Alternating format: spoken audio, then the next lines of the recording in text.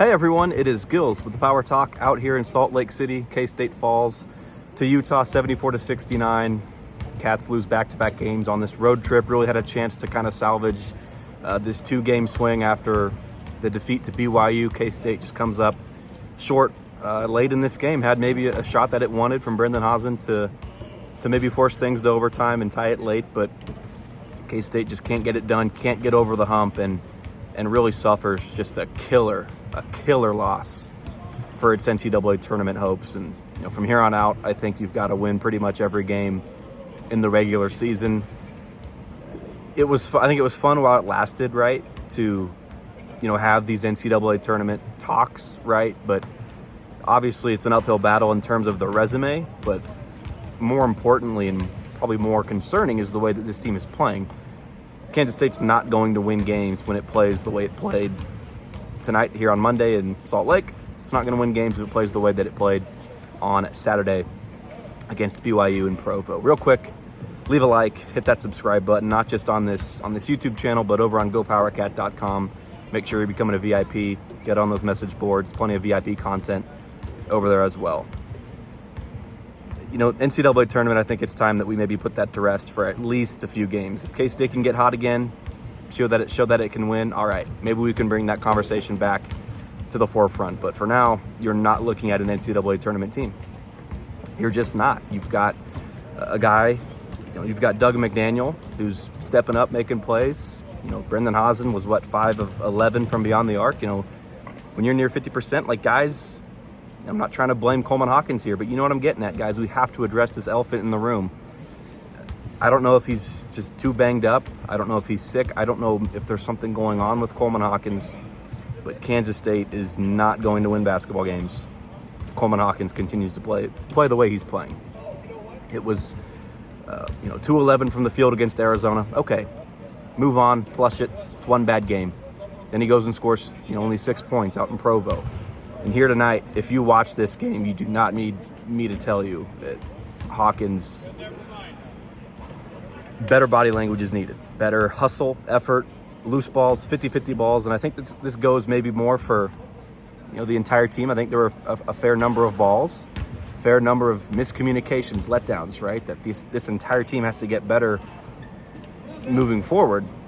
Coleman Hawkins is Doug McDaniel's right-hand man. When this team is playing well, he's 1A and the other one's 1B, right? However you want to put it, right? Kansas State needs more from Coleman Hawkins. No more palms up, right? Clint Stewart mentioned this on one of the Friday shoot-arounds a month or two back, right? And I was texting with him tonight about this, right? Palms up. Coleman Hawkins, when there's a foul called against him, palms up, man. Move on. What Jerome Tang talks about, you got to do the next right thing, right? Tough people do the next right thing. Well, Coleman Hawkins has to stop worrying about the negative plays that happen. And that goes for, again, the whole team, but Coleman Hawkins just has to be better for Kansas State. Again, I don't want to place blame on one player for this loss, but Coleman Hawkins has got to be better. If you want to talk about the team as a whole, you can absolutely call out the rebounding, right? 50 to 28, 51 to 28 in total rebounding is bad.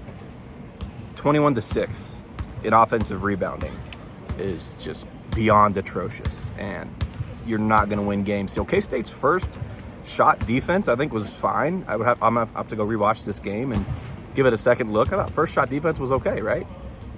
When they get second chance points at ease and they get to the free throw line, 30 to 10, I believe, the free throw discrepancy in this game. I don't think K-State's probably going to complain about that. Utah's one of the worst free throw shooting teams in America. You're going to live with that team getting to the charity stripe. Did they make more than you might anticipate? Yeah, 77%, 100%. Yeah, that was not what you expected, right? I think you can live with Utah getting to the free throw line, foul them in the paint. I get that. But that rebounding number, those rebounding numbers are those are alarming. And Kansas State had foul trouble. I get it. David Gasson and Coleman and Moby all had 2. I think David had 3. First half, I'd have to triple check on that, but I get it. They couldn't be as physical maybe as they wanted because of the foul trouble. But down low in the paint, this is where K-State kind of lost, right? And again, I don't want to put this all on Coleman Hawkins, but this team goes when Coleman and Doug are clicking, right? Brendan can have an off night from beyond the arc. I mentioned this on GoPowercat before the game, and K-State can win. Other guys can have maybe an off night, and K-State can navigate to a victory. But when you can't beat a team that goes 3 of 19 from beyond the arc, that's not shooting well, right, and you let them dictate the way this game goes on the glass, it's a tough way to wrap up this 2-game stretch. Now, K-State, if you win both of these games on the road, you're happy. If you go 1-1, I think that's more realistic expectation. But to go 0-2, this stings. You know, I mentioned it earlier. I think we should probably stop looking at that bubble for at least a week or two. K-State gets hot, we can revisit that, but for now, you're not looking at an NCAA tournament team, not only in its resume, but the way that it's playing on the court. You know, Jerome Tang mentioned it.